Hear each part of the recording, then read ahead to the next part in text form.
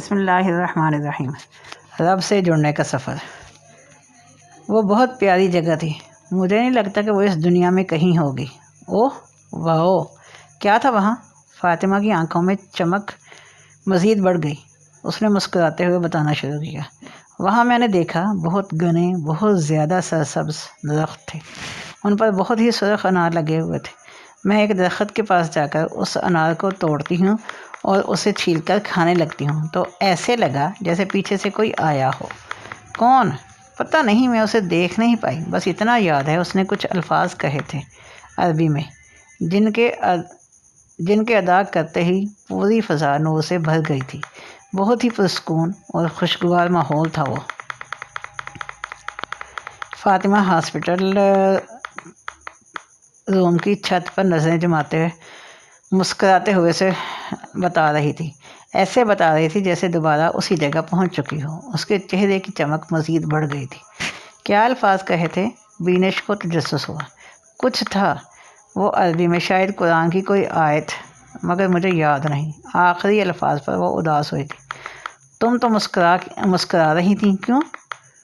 وہ جب میں نے وہ الفاظ سنے تھے نا بینش، مجھے لگا تھا جیسے یہی وہ سب ہے جس کی تلاش میں میری روح اتنا عرصہ بھٹکتی رہی۔ وہ خوشی جو میری روح نے محسوس کی تھی، اس کا اظہار چہرے سے ہوا تھا۔ مگر کیا؟ مگر وہ صرف ایک خواب ہی تھا۔ اس نے دوبارہ اداس لہجے میں کہا۔ تم اداس مت ہو، خواب بھی تو اللہ کی طرف سے آتے ہیں نا۔ تو اس حالت میں تمہیں اللہ نے اتنا اچھا خواب دکھایا تھا، یقیناً وہ تمہیں تسلی دے رہے ہوں گے۔ ہاں، تسلی تو مجھے ہر لمحہ دیتے ہیں۔ وہ محبت بھرے انداز میں بھرپور مسکرائی تھی، جسے بینش بھی دیکھتی ہی رہی۔ مگر نہ تم دعا کرنا، مجھے الفاظ یاد آ جائیں انشاءاللہ۔ فاطمہ مسکرائی۔ ایک بات پوچھوں؟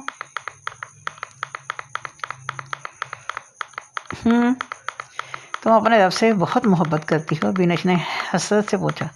بہت بینش، سب سے زیادہ، شاید سب سے زیادہ شدید محبت۔ تم بہت خوش قسمت ہو۔ پتہ نہیں بینش، خوش قسمت تو میں تب ہوں گی جب میری خواہش پوری ہوگی۔ فاطمہ نے بازو میں لگی ڈرپ کی طرف دیکھتے ہوئے کہا۔ تمہاری کیا خواہش ہے؟ بینش آس پاس سے بے نیاز بس فاطمہ کی باتوں میں کھو چکی تھی۔ میری خواہش؟ اس کی آنکھیں ڈبڈبا گئی تھیں۔ میری خواہش ہے کہ میرا رب بھی مجھ سے شدید محبت کرتے۔ مگر فاطمہ، وہ تو ہر ایک سے محبت کرتے ہیں۔ ہاں، مگر میں چاہتی ہوں کہ میں اس کے لیے خاص بن جاؤں۔ بینش، تمہیں پتہ ہے جب اللہ کسی بندے سے محبت کرتے ہیں تو کیا ہوتا ہے؟ بینش نے فوراً نفی میں سر ہلایا۔ میں تمہیں اس سے متعلق حدیث سناتی ہوں۔ یہ حدیث مجھے بہت محبوب ہے، مجھے حسرت دلاتی ہے۔ حسرت تو واقعی اس کے چہرے سے ٹپک رہی تھی۔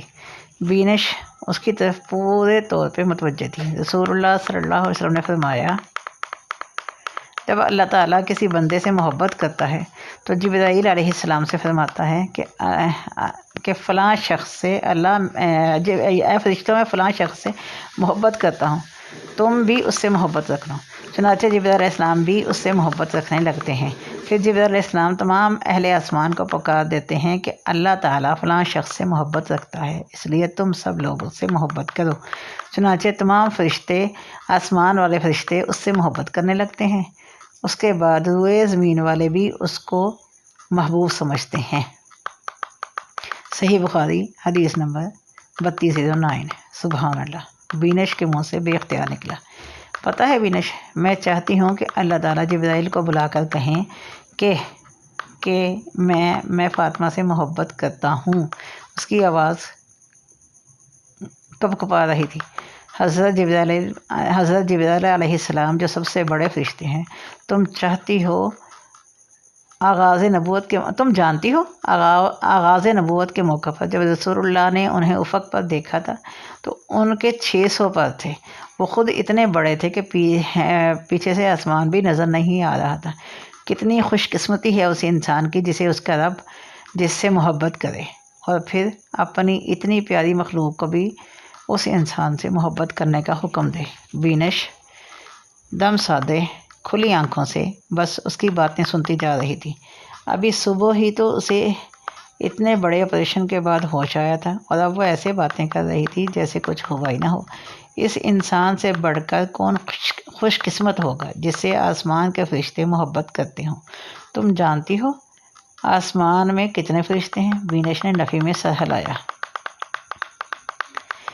رسول اللہ صلی اللہ علیہ وسلم نے فرمایا کہ بے شک جو میں دیکھتا ہوں وہ تم نہیں دیکھ سکتے، جو میں سنتا ہوں وہ تم نہیں سن سکتے۔ سنو، آسمان چرچراتا ہے اور اسے چرچرانا ہی زیب دیتا ہے، کیونکہ وہاں 4 انگلیوں کے مقدر ہی جگہ خالی نہیں، 4 انگلیوں کے مطابق جگہ خالی نہیں ہے، ہر جگہ فرشتے سجدہ ریز ہیں۔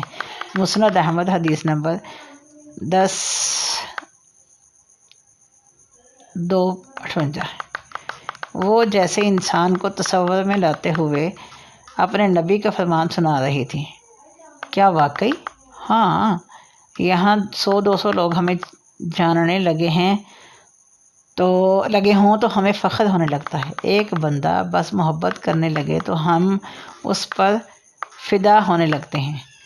سوچو، اگر وہاں اللہ کی مخلوق ہمیں چاہتی ہو اور پوری کائنات کا رب ہم سے محبت کرنے لگے تو یہی اصل خوش قسمتی ہے۔ وہ چمکتی آنکھوں سے مسکرائی۔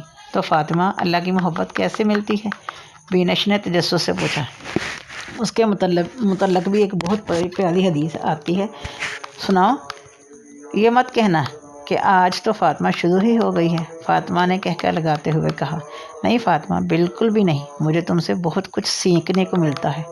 تم مجھے سارا دن بھی احادیث سناتی رہو، مجھے تو یہی شرمندگی بہت ہے کہ مجھے اپنے دین کا ہی علم نہیں۔ سنتی رہوں گے۔ نہیں، تم شرمندہ مت ہو پیاری، علم نہیں تو انشاءاللہ حاصل کرنا۔ اس نے مسکراتے ہوئے کہا۔ چلو سنو، رسول اللہ صلی اللہ علیہ وسلم نے فرمایا، اللہ تعالیٰ فرماتے ہیں کہ جس نے میرے کسی دوست سے دشمنی کی اس کے ساتھ میری طرف سے اعلان جنگ ہے، اور میرا بندہ جن عبادتوں سے میرا قرب حاصل کرتا ہے، اور کوئی عبادت مجھ سے اس سے زیادہ پسند نہیں ہے جو میں نے اس پر فرض کی ہے، یعنی فرائض مجھ کو بہت پسند ہیں، جیسے نماز، روزہ، حج، زکوٰۃ، اور میرا بندہ فرض ادا کرنے کے بعد نفل عبادتیں کر کے مجھ سے اتنا نزدیک ہو جاتا ہے کہ میں اس سے محبت کرنے لگ جاتا ہوں۔ پھر جب میں اسے محبت کرنے لگ جاتا ہوں تو میں اس کا کان بن جاتا ہوں جس سے وہ سنتا ہے، اس کی آنکھ بن جاتا ہوں جس سے وہ دیکھتا ہے، اس کا ہاتھ بن جاتا ہوں جس سے وہ پکڑتا ہے، اس کا پاؤں بن جاتا ہوں جس سے وہ چلتا ہے، اور اگر وہ مجھ سے مانگتا ہے تو میں اسے دے دیتا ہوں۔ اگر وہ کسی دشمن یا شیطان سے میری پناہ مانگتا ہے تو میں اسے محفوظ رکھتا ہوں، اور میں جو کام کرنا چاہتا ہوں اس میں مجھے اتنا تردد نہیں ہوتا جتنا کہ مجھے اپنے مومن بندے کی جان نکالنے میں ہوتا ہے۔ وہ تو موت کو بوجہ تکلیف جسمانی کے پسند نہیں کرتا، مجھ کو بھی اسے تکلیف دینا برا لگتا ہے۔ صحیح بخاری حدیث نمبر 6502۔ اللہ اکبر۔ فاطمہ، وینش کا منہ کھلا ہوا تھا۔ کیا ہوا؟ نوافل ادا کرنے سے اللہ تعالیٰ انسان سے محبت کرتے ہیں؟ ہاں بالکل۔ دیکھو، جب کوئی شخص ہر دم آپ کو خوش کرنے کے لیے آپ کی مرضی کے کام کرتا رہے، آپ کو خوشی ہوتی ہے نا، آپ کا دل اس کی طرف مائل ہونے لگتا ہے۔ پھر یہ تو ہمارا رب ہے وینش۔ کوئی انسان اپنی مرضی سے جب فرائض کے علاوہ ایکسٹرا نیک اعمال کرتا ہے صرف اس کے لیے کہ اس کا رب اس سے راضی ہو جائے، پھر اللہ تعالیٰ اسی انسان سے محبت کرنے لگتے ہیں۔ نوافل میں کیا کچھ آ جاتا ہے؟ اس نے استفسار کرتے ہوئے پوچھا۔ استفسار کیا۔ نوافل نمازیں جیسے تہجد، اشراق، چاشت، یا جو بھی ایکسٹرا نماز پڑھے انسان، نفل روزے جیسے سوموار، جمعرات کا روزہ، اور ایام 20 اسلامی مہینے کے 13، 14، 15 تاریخ کے روزے، یا جتنے بھی فضیلت والے ایام کے روزے حدیث میں بتائے گئے ہیں، نفل صدقات، کسی کی مدد کرنا، غرض ہر وہ نیکی جو آپ پر کرنا واجب نہیں مگر آپ دل کی خوشی سے صرف رب کی رضا کی خاطر اللہ کے خوشنودی کے حصول کے لیے کریں۔ مگر فاطمہ، بہت سے لوگ دیکھیں وہ اس طرح کے بہت اعمال کرتے ہیں مگر ان سے اللہ کی محبت کا رنگ نہیں جھلکتا، اور ایسے بھی دیکھیں جو یہ کام نہیں کرتے مگر پھر بھی ان میں اللہ کی محبت نظر آتی ہے۔ یہ کیا ماجرا ہے؟ وینش الجھی۔ دیکھو وینش، اطاعت محبت کے بغیر، محبت اطاعت کے بغیر، یہ دونوں ہی نامکمل ہیں۔ انسان تب مطلوبہ درجے پہ پہنچتا ہے جب اطاعت کے ساتھ ساتھ اس میں محبت کا پہلو بھی شامل ہو جائے۔ یہی مومن کا مقام ہے۔ محبت کرنے والے صرف چند اعمال کر کے خوش نہیں ہوتے پیاری، وہ تو ہر لمحہ اس رب کی یاد میں جیتے ہیں۔ وہ تو خود کو ہر پہلو سے محبوب کے لیے سنوارتے ہیں، کتنی بھی بڑی مشکل ہو۔ وہ کبھی سوال نہیں کرتے کہ میں ہی کیوں، کتنی بڑی نعمت ملے۔ وہ کبھی خود کو کریڈٹ نہیں دیتے۔ محبت کرنے والوں کی تو آنکھیں چمکتی ہیں، محبوب کی یاد میں دل دھڑکتے ہیں۔ وہ اتنی خوبصورتی سے مسکرا کر سب کہہ رہی تھی کہ وینش کی آنکھیں نم ہو گئی۔ مجھے تم سے محبت ہونے لگی ہے فاطمہ۔ اس بات پر فاطمہ نے اس کی طرف چونک کر دیکھا اور یک کہہ کر گیا، ڈیئر سسٹر، فاطمہ کے انجیکشن کا وقت ہو چکا ہے۔ اچانک پیچھے سے سسٹر لیزا وارد ہوئی تو اس کی بات کا تسلسل ٹوٹ گیا۔ سسٹر لیزا نے آتے ہی انجیکشن بھرنا شروع کیا۔ وینش کی نظریں کبھی دیوار پر لگی کھڑکی پر جاتی تو کبھی سسٹر لیزا کی طرف جو انجیکشن لگانے کے بعد فاطمہ کا ٹمپریچر چیک کرتی تو کبھی بی پی۔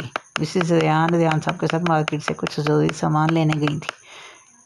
ٹک ٹک ٹک گھڑی کی سوئیاں اپنی رفتار سے چل رہی تھیں۔ کمرے میں مکمل خاموشی تھی۔ وینش کو کوفت ہونے لگی۔ مشکل سے تو فاطمہ کے ساتھ اکیلے گزارنے کے لیے وقت میسر آیا تھا۔ سسٹر، اور کتنی دیر لگے گی؟ اس نے جھنجھلاتے ہوئے پوچھا۔ بس ہو گیا، یہ کہتے ہوئے انہوں نے ڈرپ چیک کی اور مسکراتے ہوئے باہر چلی گئی۔ ہاں ہاں، تم کیوں ہنس رہی ہو؟